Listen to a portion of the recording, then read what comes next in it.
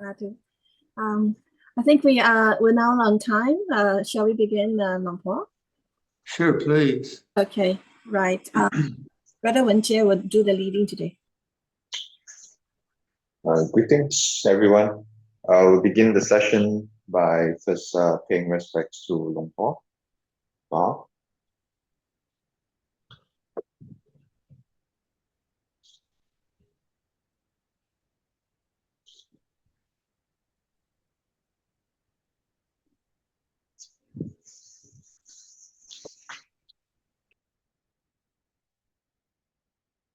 So we start with meditation, Vita. Yes, please, Luang Por. Is my sound good? You sound wonderful today, crisp and clear. Oh, okay, so the reception's good. Right. So let's meditate for about half an hour. I'll give some brief instructions, but not too much. We can sit and enjoy the silence.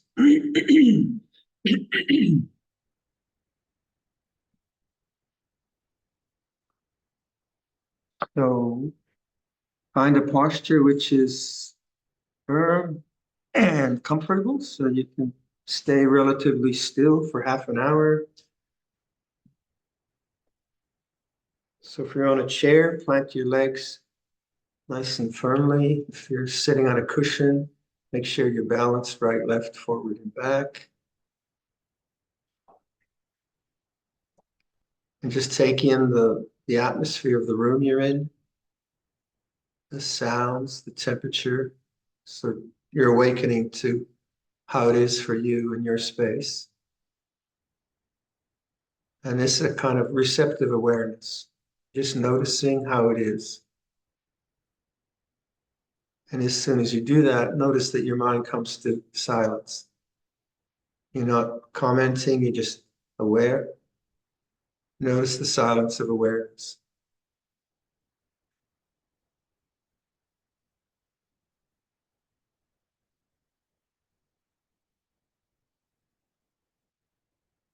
Now take an object of sense, a sense object, listen to sound. And just let the sounds come to you. So in this library of ours, it's quite silent. You might be near some traffic, you might hear some traffic. But the quality of sound really doesn't matter. It's the quality of listening. So you allow sounds to be just as they are. Listen. So receptive listening. And when you do that, notice the silence of awareness. Notice the end of thought.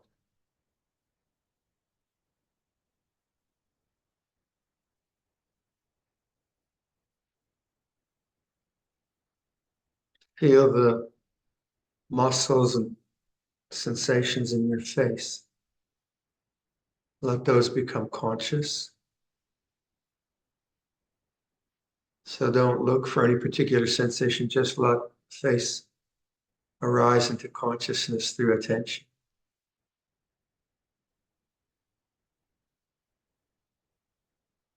So you'll feel your eyes or your mouth, doesn't matter. Same receptive quality as listening. And notice the silence of awareness. The objects change from body to sound. Awareness is unchanging. Be that awareness. Be aware.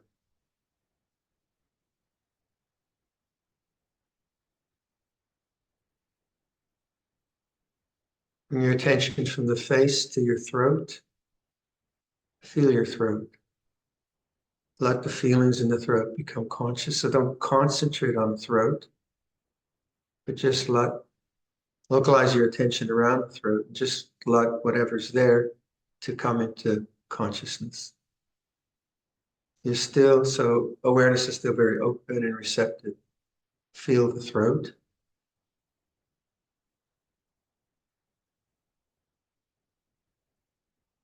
Feel inside the throat. Let it come into consciousness.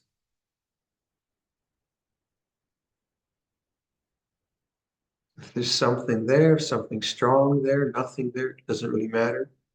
Notice the awareness, that the awareness is silent. The object changes. Feel the throat.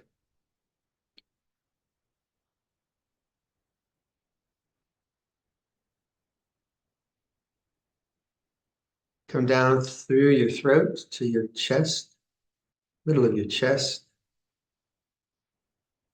Feel that area, localize attention there, let that become conscious. You're not concentrating, you're not kind of trying to find an object, you're just allowing an area to come into consciousness. So you still have this receptive, open awareness. At the chest, notice the silence of awareness. Be that awareness, be aware.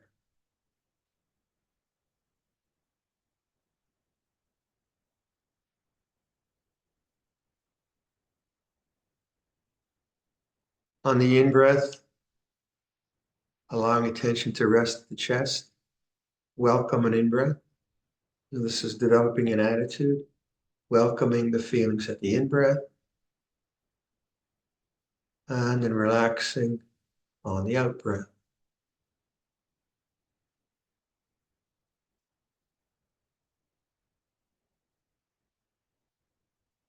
Welcoming in, relaxing out.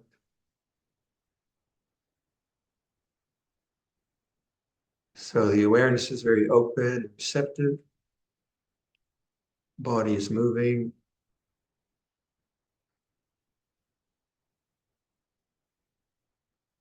So for the meditation, see if you can abide. It's this sense of welcoming, letting go, welcoming, letting go at the chest. And then don't worry too much about thinking. You'll notice that you're thinking. Just return to this sense of awakening and knowing. Just don't try to get rid of thinking, but do make some intention to localize your priorities at the chest. So letting go of past and future, they'll come and they go. Deal with them later. It's quite simple. Awake and open, welcoming, letting go. And see what happens if you sustain those attitudes for half an hour.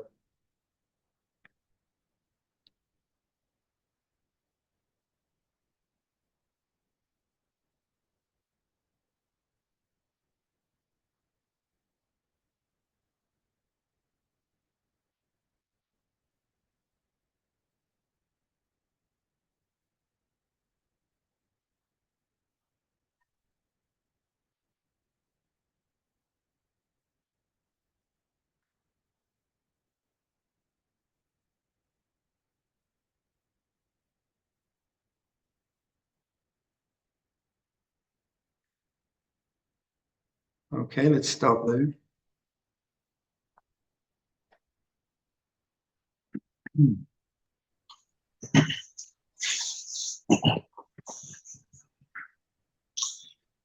Greetings, everyone. We'll now formally request for the Dhamma talk from Luang Por.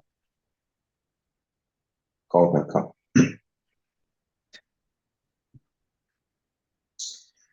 Brahma Chaloka Tibati Sahampati Katanjaliya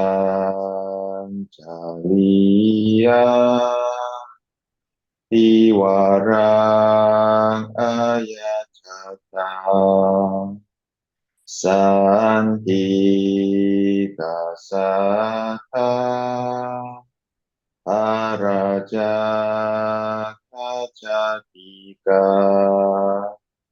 Ese Todama Anukampi Vaca.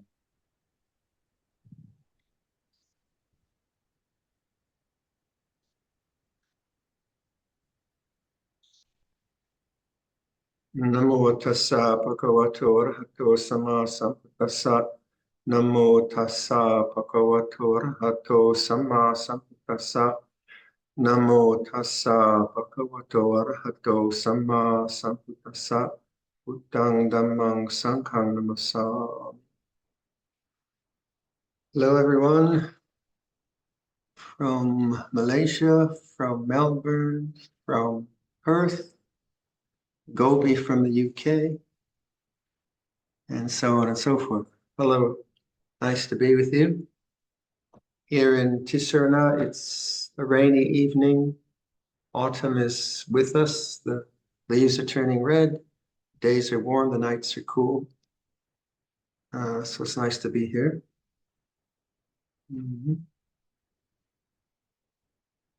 On the 30th of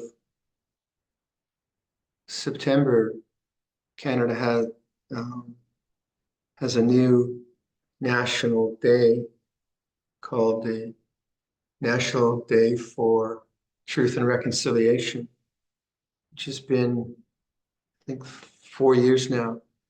And it comes from the Truth and Reconciliation Commission that went across Canada, I think in 2013 or something like that, to find out what happened with the residential schools, which was a program that basically tried to annihilate the culture of the Indigenous people throughout Canada by taking children, putting them in schools. And the schools were very, very abusive. And the whole thing is a national tragedy for Canada because there's generations of Indigenous people who never had proper parenting, who were physically abused, sexually abused. It's really incredibly sad history. So on the 30th of September, different communities try to create gatherings to remember and recollect that and try to reconcile that, make it honest in the history of Canada. So about 10 of us went to Perth, the local town. And during that ceremony, one of the victims or survivors of the residential schools had a poem that that was read from a recording, and the poem was just horrific. Its beginning, horrific in its description of the child's early life. But then it ended with forgiveness. And that was so very, very moving that rather than revenge and all the rest of it, the poem ended. And the leaders of the group who were Indigenous also kept emphasizing that. And yet they were serious about portraying the horrors and the difficulties. And when you see all the wars now and the hatred and the revenge and all that going on, it's so very tragic and very, very sad. So in the Buddhist way of looking at things, all beings want to live. They want to be free from suffering, whether it's a mosquito or your neighbor. And the Buddha's teaching of that is I think the grandest openness expression of human compassion, because it's not just about human beings, it's all sentient life. And that to me is one of the most beautiful things in religious literature. It's not about abstruse philosophical principles. It's not about clever philosophical arguments. It's not about refined intellectual things. It's just love. It's just your basic human respect for all life, all beings. Now, in our way of developing the path, we have meditation. So we meditate together for this half hour, and we try to enter into the territories of awareness where we're much more in touch with the flow of consciousness as we experience it inside our own being. Because if we're not in touch with the flow of that, of the moods and thoughts, and we're simply reactive and believing in it, then there can be no freedom. So the awakened mind is not a mind which is perfect in terms of emotion, but it is perfect in terms of knowing. So even if you're meditating and you get restless or annoyed at someone being noisy outside, awareness knows that, and that knowing is very open. It's not judgmental. It's not critical. It's accepting, and that is a very important part of the practices of metta bhavana, mind which is open to the way things are. So there's a kind of paradox there. You can be open to your own feelings of anger. So you can be open to the feeling that you're feeling rage or really ticked off at someone. That's an aspect of openness, which is an aspect of love, even though the emotion is quite negative. And so where we guard ourselves in terms of these negative emotions is obviously around sila, morality, which we all know, to not kill, not steal, not lie, not be promiscuous, not be intoxicated, and to practice generosity, to give as much as we can, to practice social justice. That's a given. We all know that. And the issue of honesty is not simply about not lying. The issue of honesty, I think, is about knowing what's skillful and unskillful in your own consciousness and doing as much as you can to abandon the unskillful and to cultivate the skillful. And this honesty isn't the same as say, inadvertently lying about something. It's a deeper issue. We call it satyaparami. Sometimes when I've been to places maybe and someone is very, very, like in a large gathering maybe, it doesn't happen that often, but maybe someone comes up to me, is very, very respectful and polite and welcoming. And then maybe 10 minutes later, I noticed them yelling at someone in the kitchen in a kind of abusive way. That's dishonesty, isn't it? That's a kind of gross dishonesty where one is kind and generous to one person, flips the coin when the other person is menial or whatever, then the language changes. That kind of dishonesty is quite dangerous because there's a person like that's really quite doomed in the sense that if they're not honest about that, they really feel that this person is worthy of my scorn. And with this person, I need to really be on my game. Then that dishonesty means that the ego is running the show, not wisdom, not awareness. And that's not the same as, it's not a question of not getting angry. We don't get angry or being afraid or anxious. It's the honesty. It's the honesty and kindness that is really, really crucial. So if I were to be living in the world and I find I'm kind to one person but dismissive of another person, what's that about? And the awareness of the flow of consciousness, to be aware of that, you're really on the game. You really notice this sense of being dismissive or being intolerant or being whatever it is not skillful. Don't go there. Don't pick it up. Don't believe that. But don't repress it. Know it, that this is unskillful. Bear with it. Be patient with it. That's a truly loving heart. The other is not. Just say something simple like politics. Right now, America is in the throes of a political election, and I'm glad I'm Canadian. But in the midst of all that, there's a tremendous amount of hatred and different people hating different sides. So you imagine in terms of stream of consciousness, what happens if I hate a politician. Now, even though the politician might be disgusting, the politician might be dishonest, the politician might deserve the scorn of the universe, if my mind is entertaining hatred as a valid self-identity. They're wrong and I hate them. I create myself and I create them. But more than that, I create a tendency in the stream of consciousness towards hatred. And that will always be to my detriment. That will always be my limitation. Everyone might say, you're absolutely right. You know, the person's a complete scoundrel. Let's all hate them. But hatred is hatred. And when you're working with stream of consciousness rather than social consciousness, you begin to be very, very wary of being drawn into hateful speech, hateful thinking, even though people might justify it, because you're protecting your own stream of consciousness. And what happens, obviously, is I might hate a politician, and that might seem like quite appropriate because the person is deserving of my hatred. But sure enough, it's going to leak out somewhere. It's going to leak out towards someone else. And if I justify that, then that becomes the habit of mind, which I have to endure.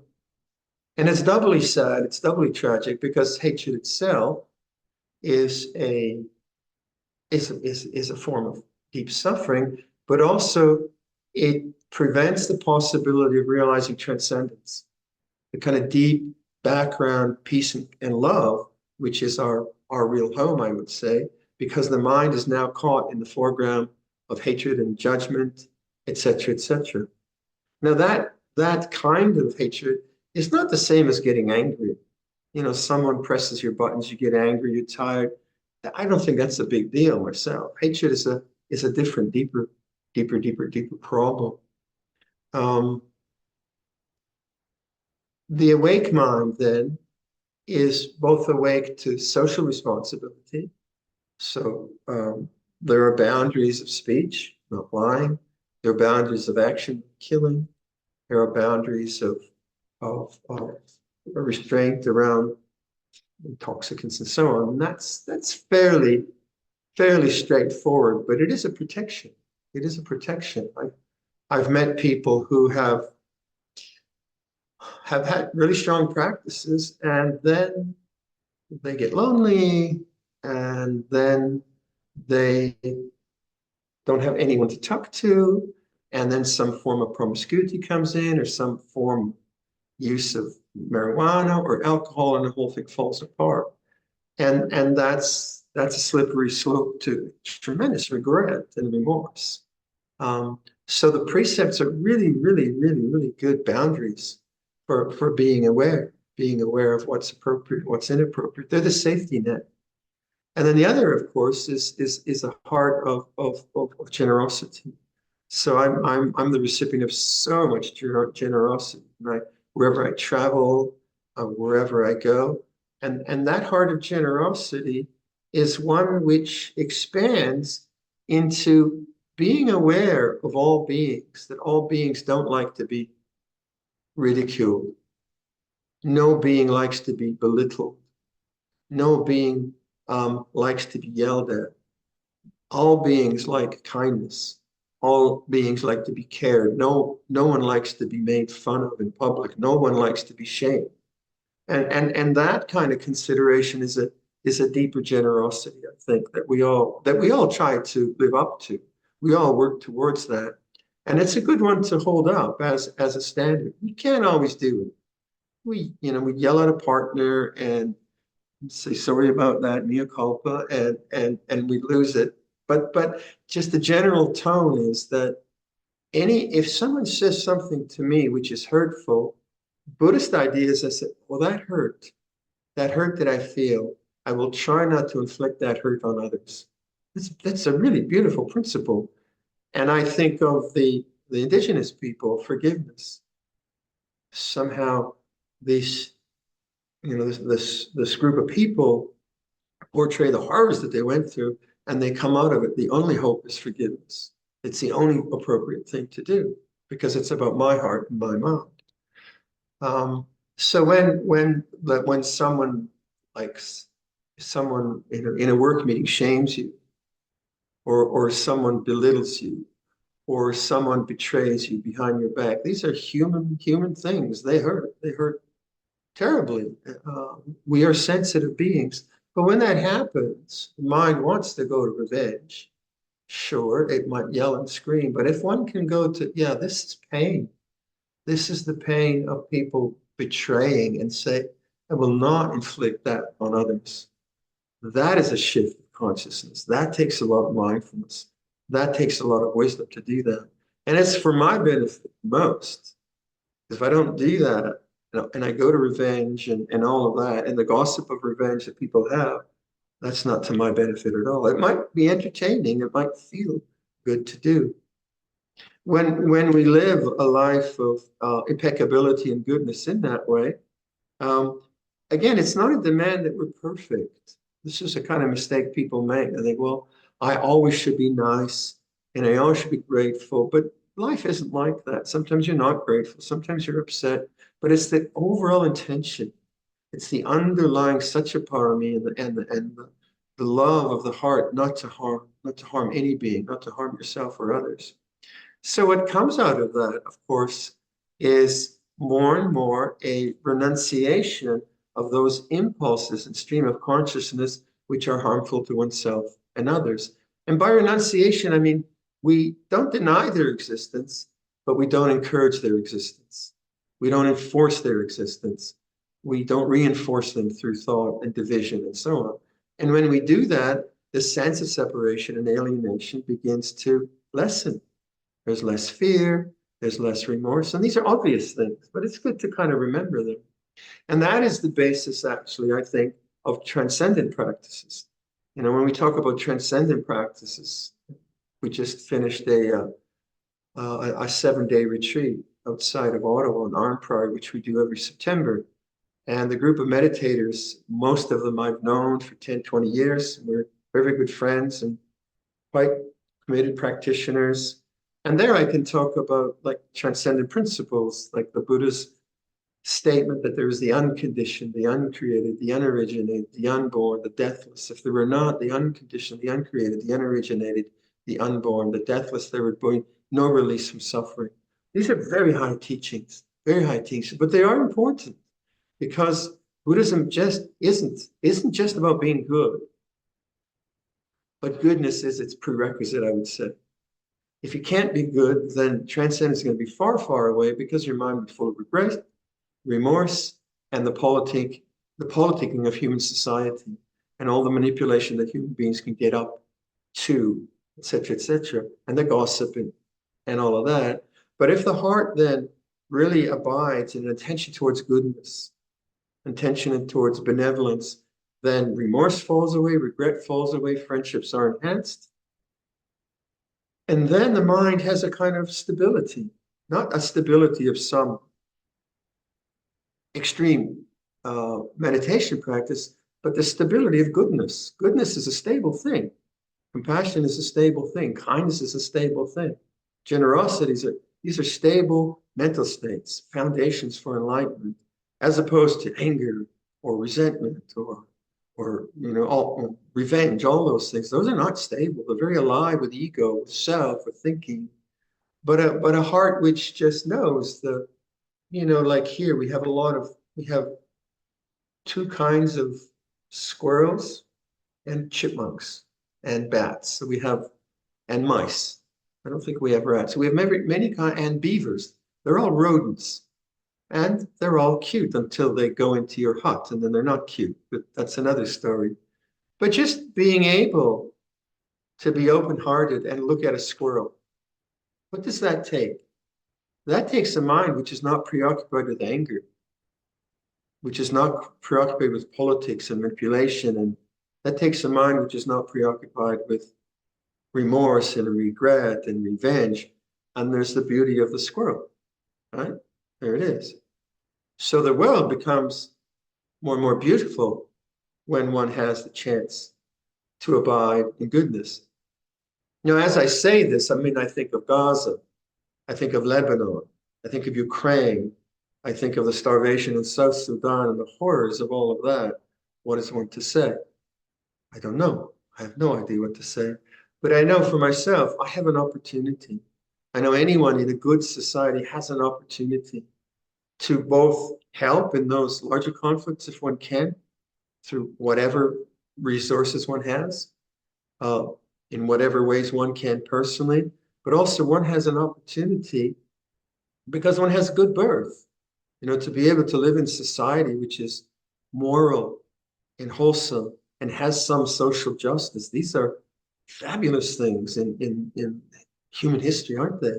So to make good use of this, not to squander human birth, not to waste it on trivial pursuits, but to really take seriously one's inner world and to take seriously the cultivation of goodness, which is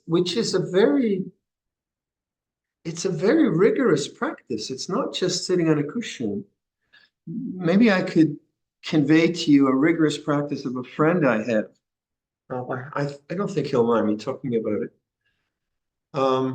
So he's a scientist who has tremendous physical pains and all over, and really serious physical pain. So he's been on 2 painkillers for 3 years.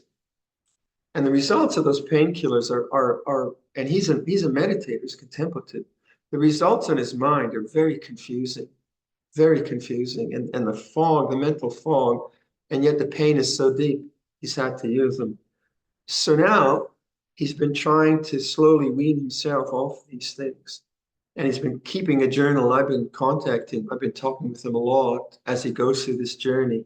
He's a scientist, they're keeping a journal, and he's just micro reducing the dosages of these various drugs. And he says it is so difficult. But today we were talking about grief. And because he works in addiction as a scientist in public health policy. And he used to hear reports about people giving up tobacco addiction, how they'd say, there's a grieving process. It's like you're losing your friend.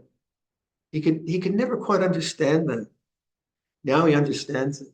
He understands that as he has weaned himself off these things, there's this kind of deep grief and deep loss. And there's the despair, and there's the depression, and all of that. So the mental states are incredibly difficult.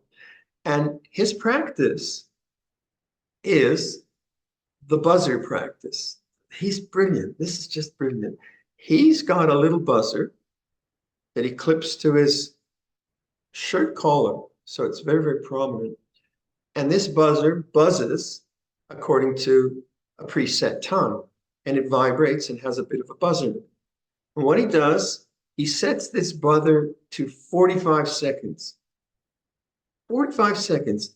Every 45 seconds, and it reminds him to come back to the present moment.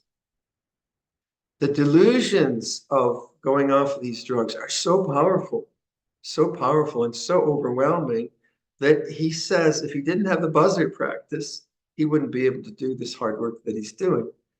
And so then when he hears the buzzer, then he says to him, and he's a very heart practiced kind of person. He's a lovely, very compassionate, beautiful fellow, and his heart is the center of his spiritual life. And so he hears the buzzer, and then he says, I love you, I have always loved you, I will always love you. He does the triple love mantra. And he, like this is every 45 seconds. This isn't like just randomly doing a metta practice. Well, I think I'll just think of my puppy. May my puppy be well. It's serious, like it's really rigorous. And it's so admirable. It's so admirable. And the seriousness is necessary because the extremes of his predicament are such that if he doesn't stay on the game, the mental states just take over. It's just so inspiring. Now that's rigorous, isn't it? That's not just like, oh, I'm gonna sit for half an hour and then I'll do my calisthenics and then I'll watch Netflix. It's a very, the spiritual life is very serious. And that's why it's not just about your morning meditation. It's about an awake mind, day in and day out, hour upon hour, where you get better and better at monitoring, knowing, and moving towards the unwholesome, moving towards the wholesome, abandoning the unwholesome. You get better and better and better and better at it. And then that awareness itself, you begin to inquire, oh, wait a minute. That awareness is always there. It's always there. Presence is always here. Even when I'm feeling upset, awareness is there. Presence is there. Or even when I'm feeling peaceful, awareness is always there. And your mind begins to flip, begins to move inwards, a kind of involution. It moves away from the intoxications of sense experience, from the trivial pursuits or the emotional baggage and challenges that our emotions can draw us into. So we all have baggage, we all have childhoods, we all dealing with all kinds of stuff. As we get through that, awareness becomes so strong that it begins to look at itself, the mind knowing the mind. And as it begins to look at itself, the deeper piece of transcendence, you begin to intuit that. So as many of us always like to refer to Luang Por Dun's teaching, the mind going outside is the cause. The result of the mind going outside is suffering. The mind knowing the mind is the path. The result of the mind knowing the mind is the end of suffering. To do that, for awareness to know awareness, to turn to the deep peace and compassion of consciousness, means that the work of goodness is necessary. If we don't do that, the habits and proclivities of the ego will just dominate. So we're not saying you have to be good, but you sure have to try. We're not saying that you will be good, but you give it a go. You make your intentions that way. And then you're very kind to yourself. You're kind to yourself. Yeah, okay. Yeah, I lose the plot every now and then, but I'm going to work on that. I speak derisively to this person. I speak complimentary to that person. What is that about? What is that hypocrisy about? Why can't I speak kindly to a person B, and person C? Why is there some person in my life who's a menial and of no value? And why is this person of value? That's not across the board compassion, isn't it? That's classism. That's, it's the whole 9 yards of racism and so on. All beings in all walks of life, all sentient beings, 4-legged, 2-legged, 3-legged, 1-legged, they're all deserving of our compassion. And that kind of movement towards goodness is profoundly uplifting, because even though we can't be perfect, we can aspire to that, work with that, and then even our failures become grist for the mill, become places where we work and where we enhance the goodness. And the rewards are this movement inwards towards the deep silence that is our possibility. So obviously I've been very moved by this day that we had in Perth, and thinking about our indigenous people, and then just the tragedies of Gaza and Israel and so on. And we could look at that and feel very depressed, or we can look at that and say, how can I, as an individual, how can I not be in warfare with myself or others? And how can I contribute to a truly compassionate life through my actions and speech? And that's all we can really do, isn't it? The world is much, much bigger than what we can do, but it is effective. It has some effect in the world. So I'll leave that for your reflection. Any questions for anyone? Andamayang Dhammakatthaya Satu Karang Dadamase Sadhu Sadhu Sadhu Anumodami. Such a powerful reflection, Luang Por. Thank you. So questions are coming in. Hi, Joey. Hi, Joey. How are you? Hello, Ajahn. Hello, Beta. We missed you on the retreat. Thank you. We hope you'll be in Bangkok soon. Well, in Thailand soon. In Thailand soon. Look forward to it. What's your question? So, question about the practice, Ajahn. So, you frequently mention the three tanhas, the three cravings. Yeah. How do you spot the three cravings in your practice while you're sitting, while you're laying down? Does it reoccur in some form or another when you're practicing? Yeah, it's a matter of self-knowledge. So in the beginning, you haven't got a clue, and you're just trying to get enlightened. And usually through failure, you start to question your very efforts. So the litmus test is always some discontent, some suffering, something's not working. And even though you keep trying, it's not working. And suddenly you say, well, wait a minute, what's going on?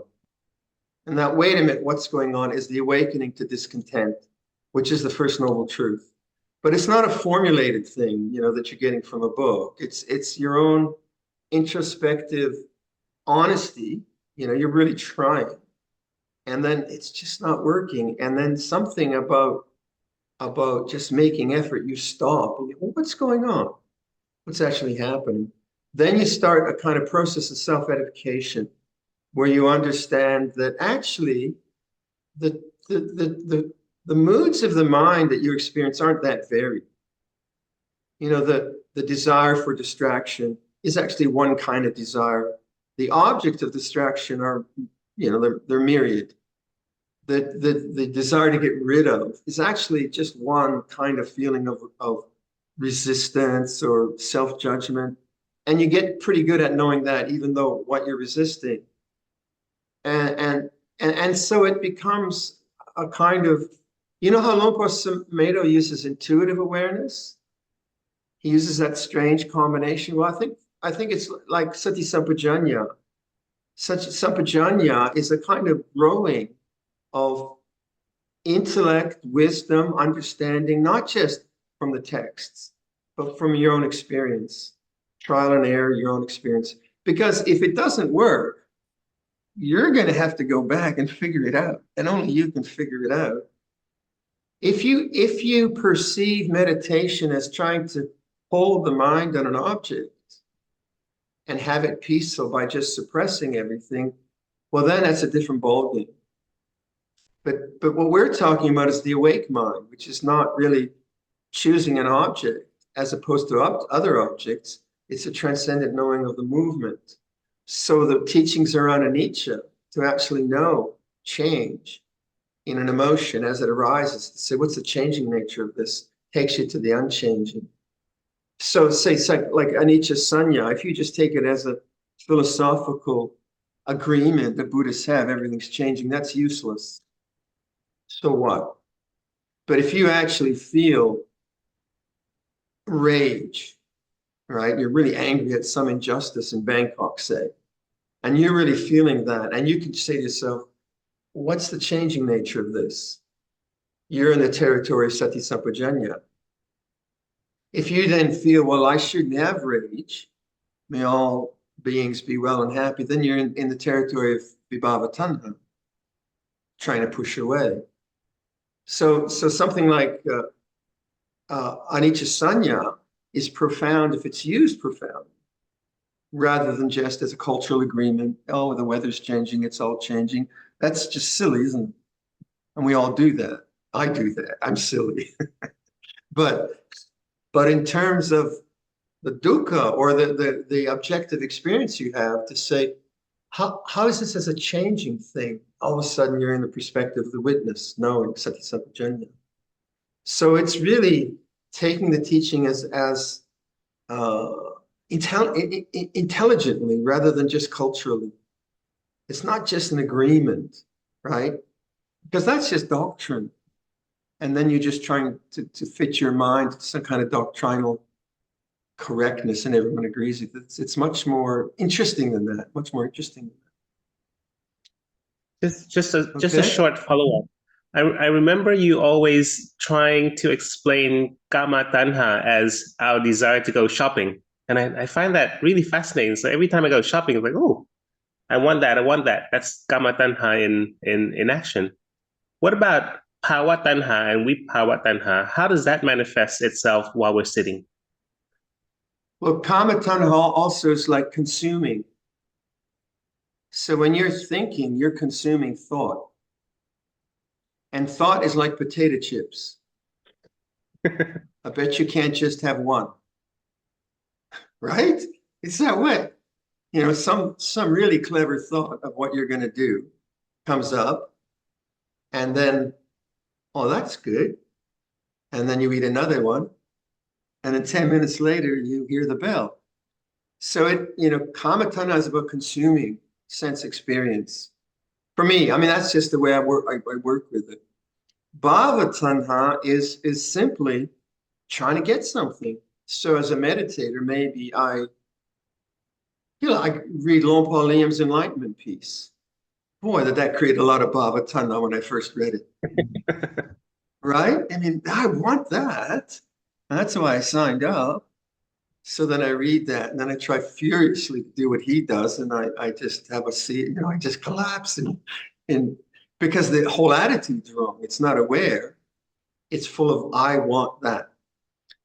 I mean, in more cultural terms, I want to be rich, I want to be famous, all of that. But as a contemplative, it's usually around attainment, insight, or quite often it's around some exquisite meditative experience that you had last year. You're trying to repeat it. You're trying to get back to it. That's all bhava for me. I don't want to be rich and famous or be a politician.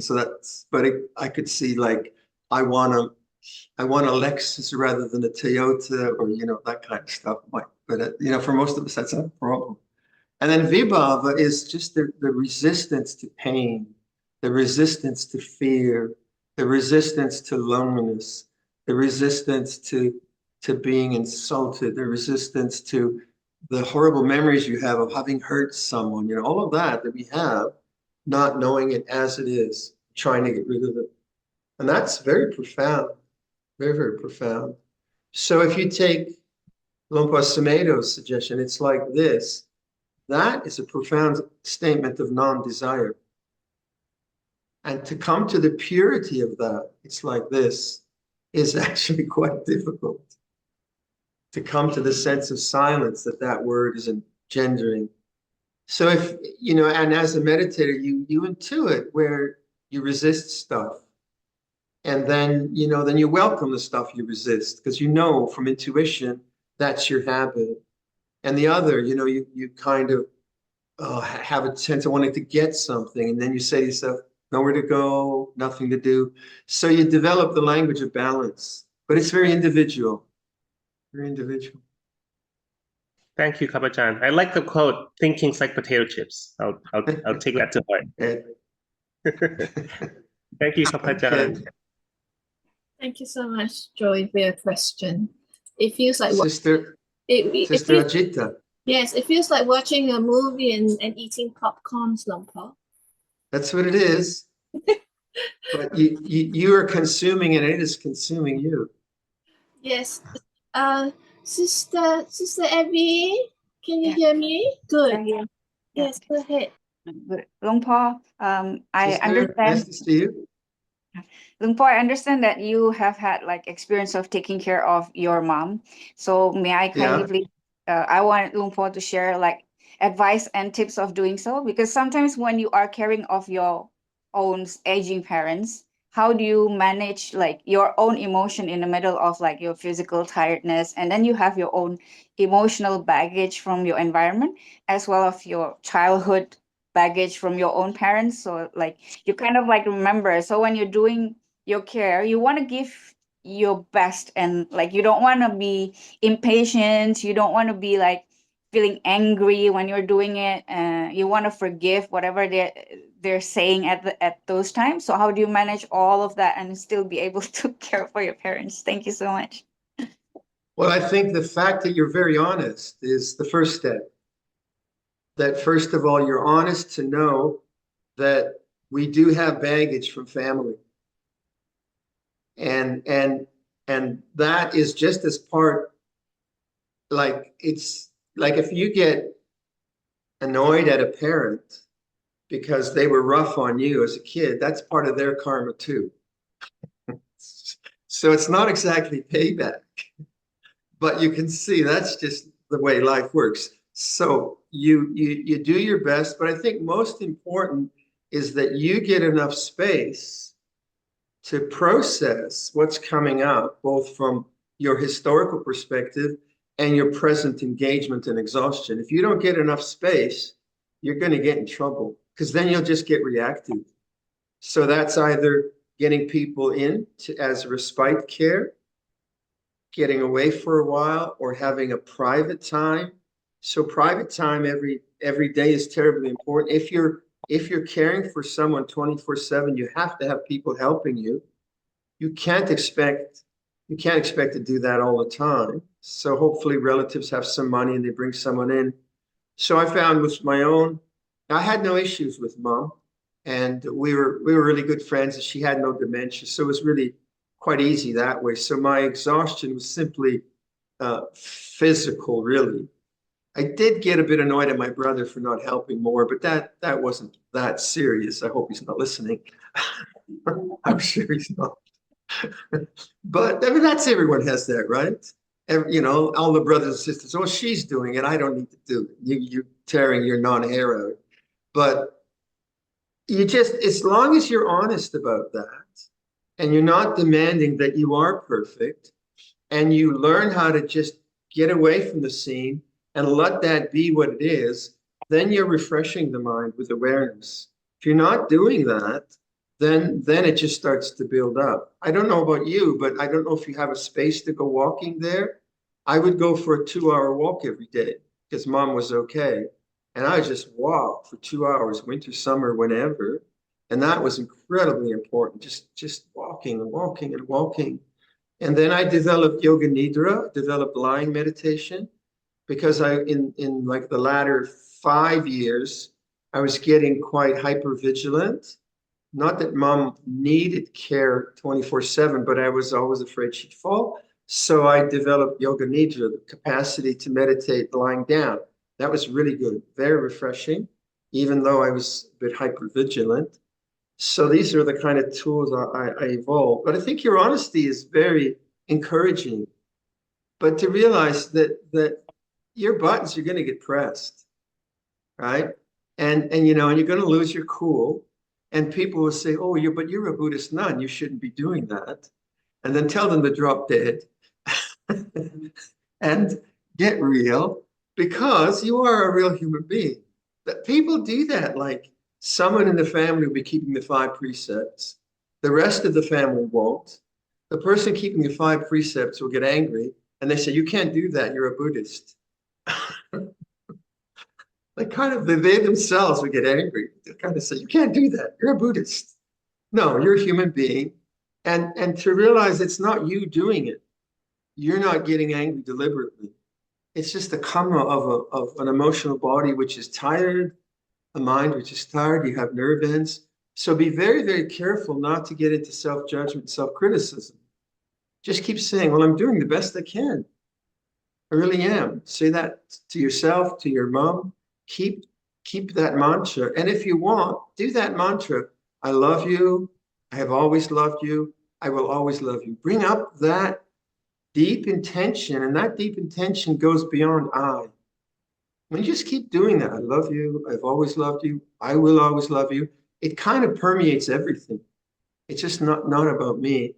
And there's something about the diligence of a repeated phrase, heartfelt, which has great power in the mind, rather than just a casual thing. So when your mind, when you've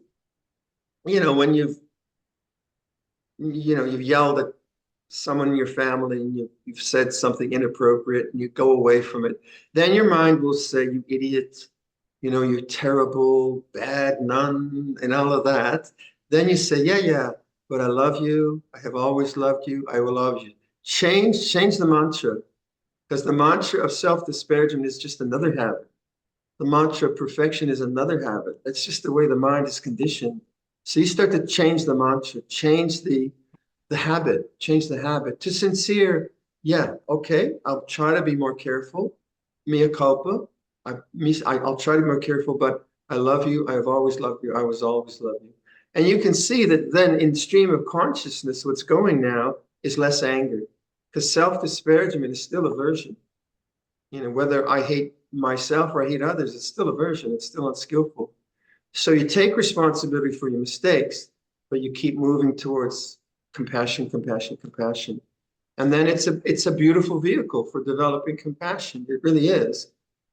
It's challenging. It's very, very challenging, but you won't regret it. You never regret that. Okay? I don't want to. Yes, Luang Por. Thank you so much. Bonne chance. Okay. Any more questions from anyone? We're done. There's a question here that is typewritten, Luang Por. May I read it out to you, please? Please do, Beta. Okay, this is from Maria. It says, Dear Luang Por Viradhammo, please talk about the quality of equanimity, both of the intellectual side as well as the feeling side. Thank you. Equanimity, peace. Well, if you imagine equanimity to be something you just get, then you'll feel very disappointed when you're upset. So say if you get upset about things, what's the pathway to equanimity? It's knowing upsetness as an object. When I know upsetness as an object and I feel it physically and I say, oh, being upset feels this way, then that's the movement towards equanimity, because it's acceptance. If I feel upset about something and I don't recognize it, I run with it, with the narratives, I hate myself for it, then that non-acceptance is the pathway to non-peace. So first and foremost, I have to accept non-equanimity and in awareness. When non-equanimity as fear, as anger, as greed, whatever it might be in different ways, when that's known as an object, rather than being the subject, then the tendency towards non-equanimity, in this case being upset, that tendency is disempowered. If it's not known, it's empowered through thought, through narrative, through self, whatever, through distraction.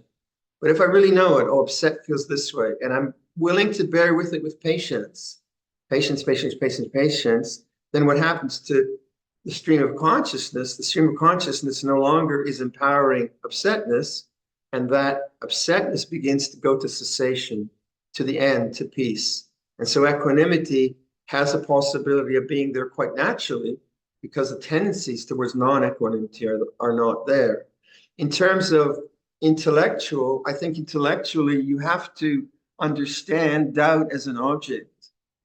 I've been reading about Xuanzang and the great pilgrim, Chinese pilgrim, who came to India and was in Nalanda for 12 years and copied out masses of texts, took them all back to China, and was a super intellectual. And I'm reading his history in context of a larger book. And I'm just wondering, this is all just thinking.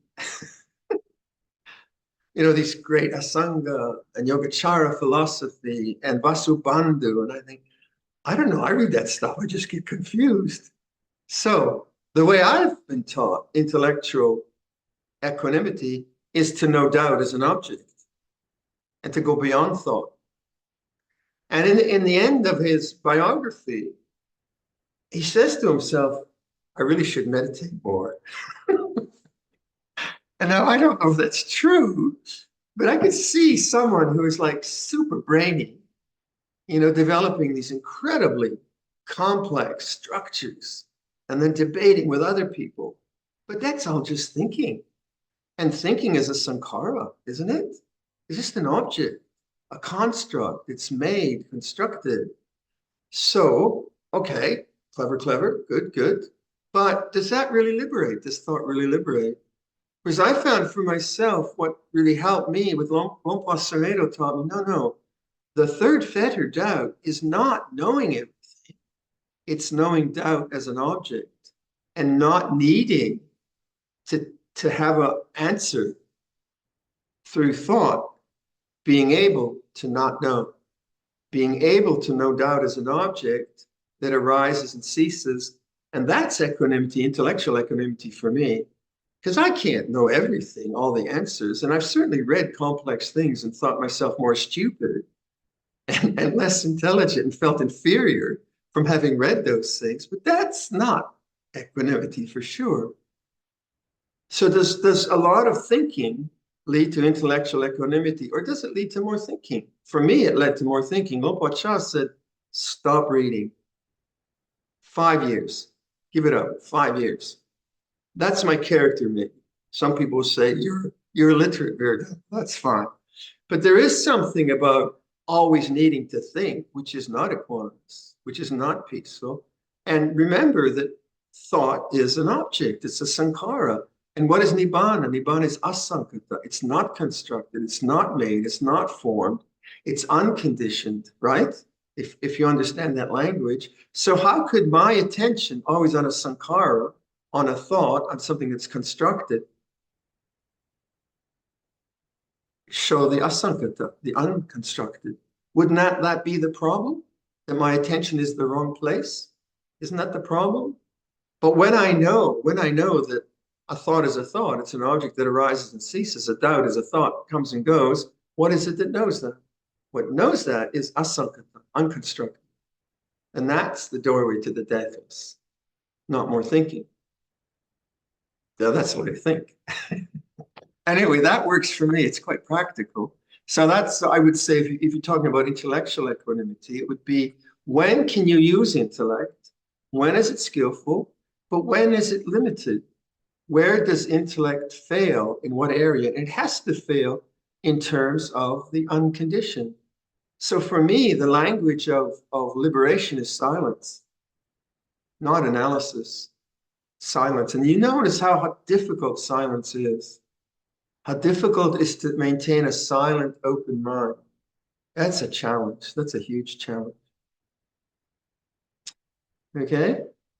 Paul, but time for one more question. I think Rudy wanted to share something. Hi, Rudy.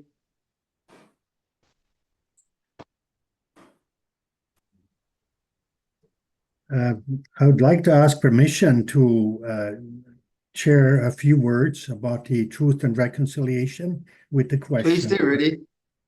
My dear friend Donna Dickinson from the Statlium Nation initiated this truth and reconciliation. From here, she was a victim of residential school abuse as well. They were rounded up in cattle cars from the interior of British Columbia and brought to Mission, and she started getting her MLA involved with her story. Eventually went to Ottawa and talked in Parliament to the Harper government about it, and brought this whole issue to the Parliament and for the government to look at. Essentially, we were aware of it, and many people were aware of it for many years, but it's what happened. And we've done retreats where priests were accused of that as well, and they weren't part of that. But she asked me to share a few words after she passed. So I'd like to take that opportunity to just share her story just in 1 second. It was very tough times for the interior of British Columbia natives. They came to Victoria, asked for food, and they didn't get anything. Her father committed suicide because he was a chief and couldn't help his people. And essentially, it was very tough to say even heal from that kind of abuse as a person. And I followed her journey a little bit and supported her the best way. And I'm glad to where this led at this point. And I'm glad to have the opportunity to speak on her behalf as well, a few words, and say what a courageous woman she was to stand up and address the issues and bring it to Parliament and try to have a reconciliation and whatever that means in our hearts. My question to you, Ajahn, at this point is, how can we truly be reconciled when we weren't part of that particular episode, but I still feel a lot of compassion and hurt, knowing what happened to these missing children and so on. Thank you. Yeah, I don't really have an answer, except if I'm honest about the pain I feel, and I can stay with the pain. Now, my parents are refugees from Latvia. So as a child, I got a lot of the the stories of the head of Boy Scouts being tortured by the whoever, Soviets or whoever. So there was that horror in the background of my family history, but I was very, very young, and my parents were very good, so I didn't have. But whenever I feel injustice or hurt, if I can go to my heart and just bear with it and bear with the pain, and having, I don't feel the pain of these folk. Obviously, it's not so profound, but if I can feel the pain, then that is the way of love. If I go to thought or distraction or whatever, then that's not the way of the heart staying open. It's very hard to stay open to something so terribly painful, both for the perpetrators and for the abused. It's very, very difficult, but that's the only thing that I've managed to figure out. So if I'm hurt or hurt others, I just try to keep abiding here, resting here. And then I don't really need language. I need a trusting awareness of what is happening here. And the contraction or the pain or the fear has a chance to manifest and then work towards some kind of loving resolution. But I haven't felt the pain that these folk have felt. And there are very good facilitators who understand these things in a much more profound way and have the skills. And obviously those are the people that we need to encourage and train to help in those communities. But it's just so painful. Yeah, I don't have an answer. I have my own heart, do my best. I had some contact with Maori people in New Zealand, but mostly it's been with Cambodian friends. So in New Zealand, there are a lot of Cambodian refugees who suffered from the Pol Pot horrors, really, really deep horrors that they suffered from. And so my way was to try to create sanctuary for them, I understood the rituals that Cambodian Buddhists do rituals that worked for them, because those rituals were still intact, even though the Khmer Rouge were pretty. And so I found that chanting, rituals, social structures, all of that was very, very healing, because it brought a sense of goodness and well-being. We have one of our nuns in Amaravati who is a refugee from Cambodia, and I think she saw someone in her family, maybe do you remember? Her husband killed in front of her, right? Her husband was killed in front of her by the Khmer Rouge soldiers. I think they like just leveled his head off with a gun or something really, really horrific. She escaped. She ended up, I think, in Minnesota, computer programmer, had family. And during that time, she was so angry. She was so angry that she cultivated a practice of revenge. And she would visualize a Khmer Rouge soldier, maybe the one that did the killing, and she would just slice this guy imaginatively with a razor and inflict as much harm as possible. Did it for years, I think.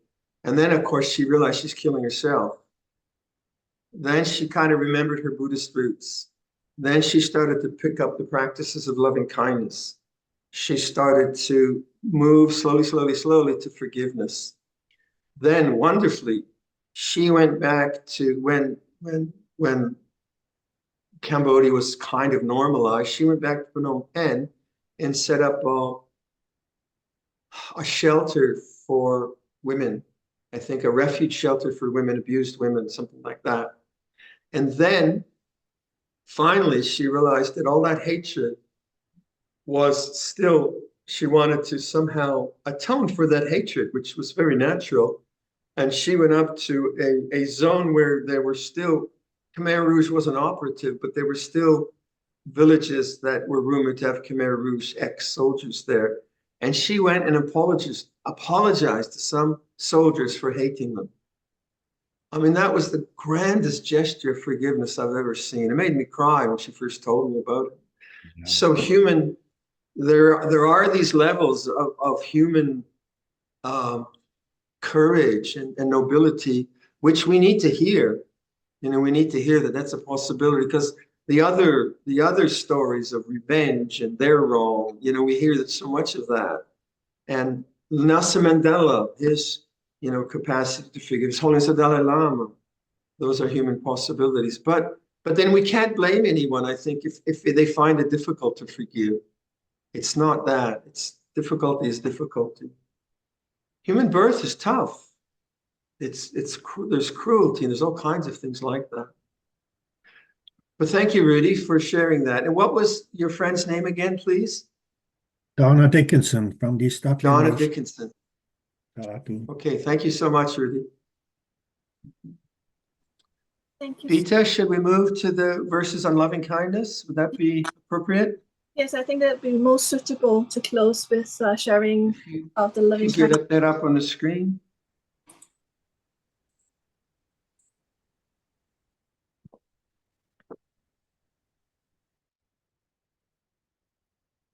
This is what should be done by one who is skilled in goodness and who knows the path of peace. Let them be able and upright, straightforward and gentle in speech, and not conceited, contented and easily satisfied, unburdened with duties, and frugal in their ways, peaceful and calm, and wise and skillful, not proud and demanding in nature.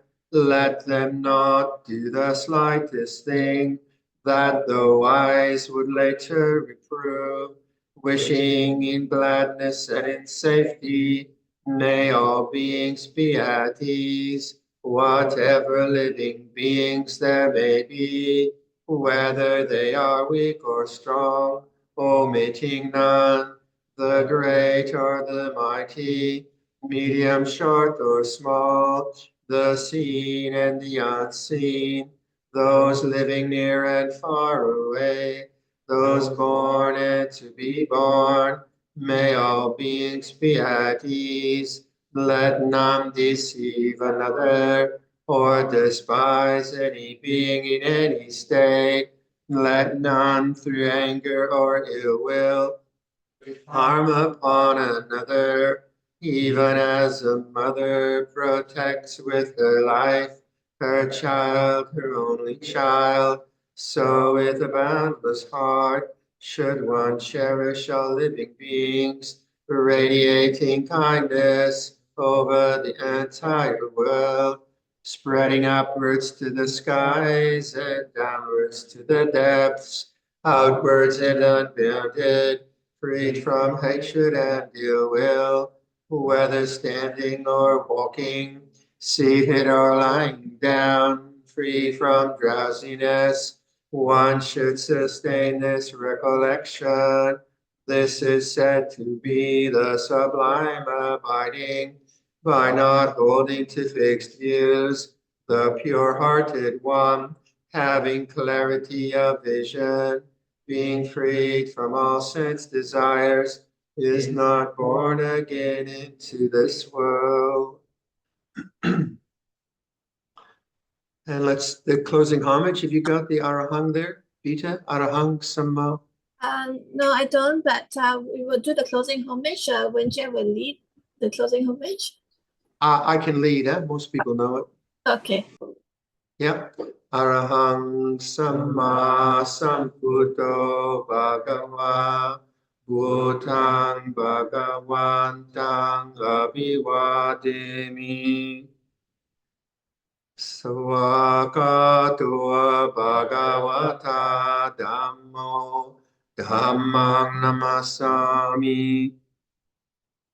Supatipanno Bhagavato Sāvaka Sangho Sangham Namami. Thank you, everyone. Be well. See you next time. Let us pay respects to Luang Por by bowing 3 times. Bow.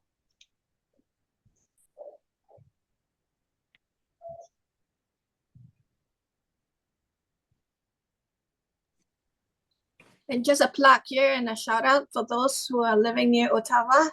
Please join the Sangha at Tisarena for the Katina on the 27th of October, Luang Por? Yes, please come. Yes. If you get here at 10:30, the party starts at 11. Wonderful. And then you'll be able to also be one of the first to witness the new Sala. Right. Okay. Adu. Thanks. Bye-bye. Thanks for that, Bita. Okay, namaste, everyone. Be well. Take care.